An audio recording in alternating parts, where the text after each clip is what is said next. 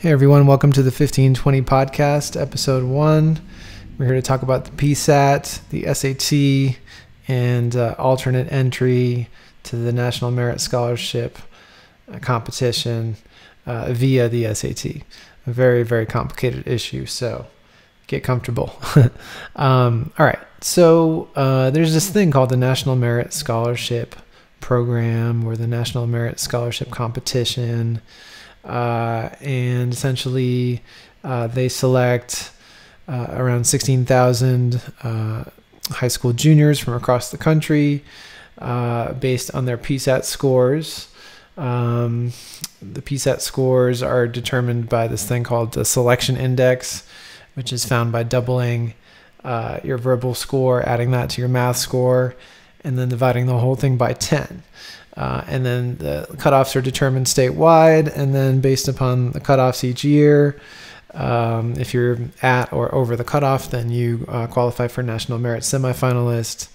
And if you complete the application and everything goes well, then you can be one of the 15,000 of the 16,000 students approximately each year who graduate from semifinalist to finalist.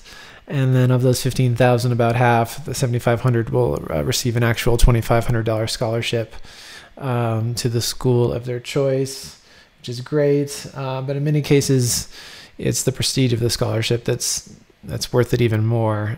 It's just a nice feather in your cap. It's essentially proof of a very high PSAT score. And it looks good. There are some universities, in fact, lesser known universities admittedly, that will offer you free admission if you have a National Merit semifinalist or finalist on your resume. It's very competitive.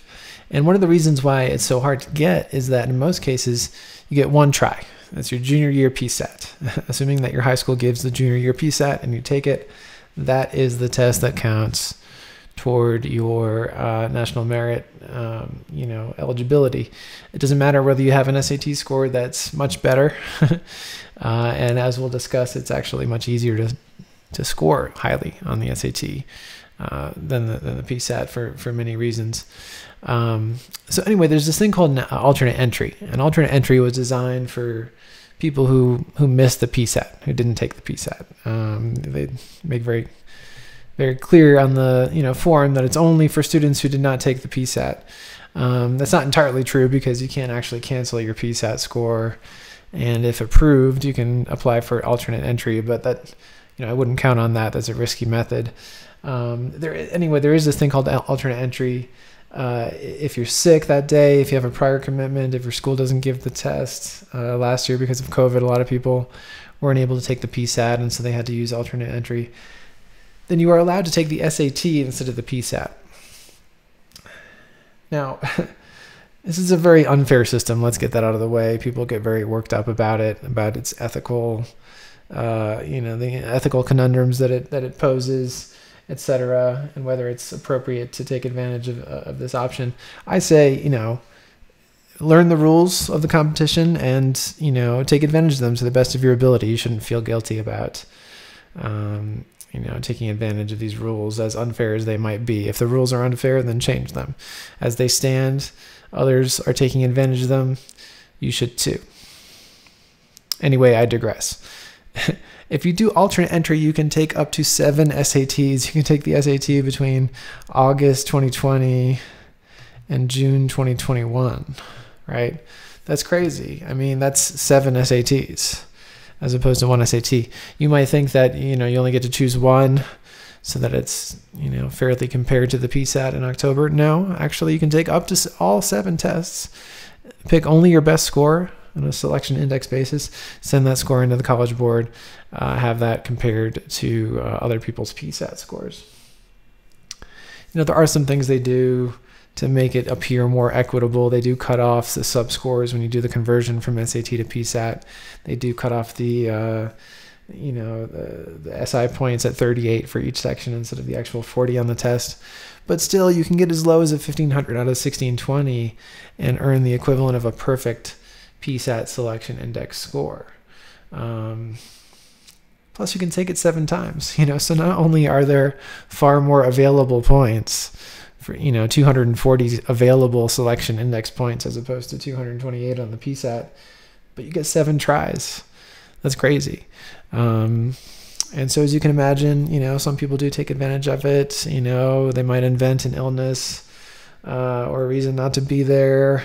And, who am I to judge? I mean, last year because of COVID, the requirement for a principal or counselor's excuse was waived. This year, I do expect that to be the one complicating factor.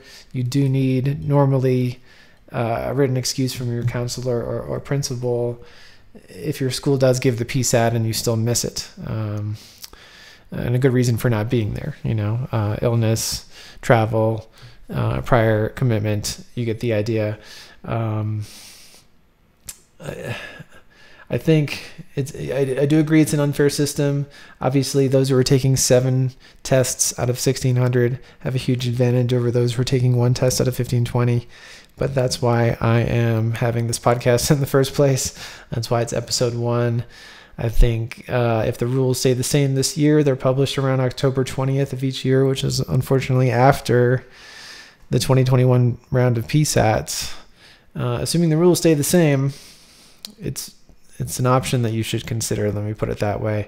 If you have any other questions, give me a call. Let's do a free consultation. There's my advertising pitch. I'll make it nice and short, and we can talk about it some more. Good luck to your student or to you on the PSAT, and I'll see you next time. Okay.